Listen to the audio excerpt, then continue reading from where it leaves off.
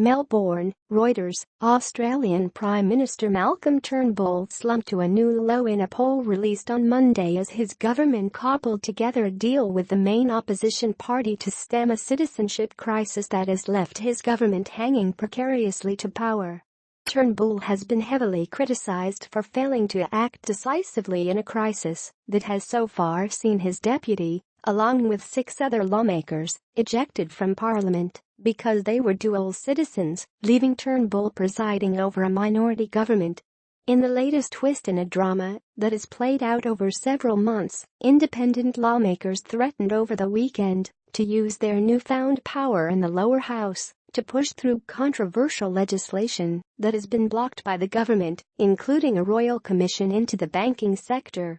The latest news poll, published by The Australian, showed the main opposition Labour Party leading Turnbull's Liberal National Party coalition on a 2-party basis, marking a 23rd consecutive loss since Turnbull ousted Tony Abbott to become Prime Minister in September 2015. Turnbull, then riding high in the polls, cited the fact that Abbott lost 30 consecutive news polls to justify the spill. On a personal basis, Turnbull's support crumbled from 41% to 36%. At the time of becoming Prime Minister, his support was at an all-time high of 55%.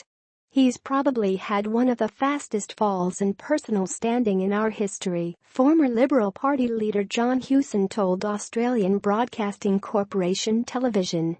And worse still, no outcomes that really matter to the average voter. The citizenship saga has overshadowed Turnbull's attempts to turn the domestic agenda to voter-friendly issues like tax reform, infrastructure, and housing affordability. A contentious national survey on same-sex marriage and a checkered rollout of a multi-billion-dollar broadband network have added to perceptions of chaos in the country's leadership.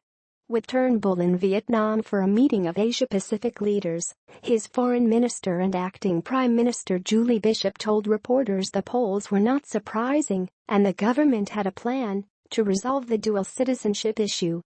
Dual citizenship is banned for members of parliament under Australia's constitution in a bid to prevent split allegiances. But adherence to that rule has only come under the spotlight in the current crisis, with the High Court confirming a strict interpretation of the law.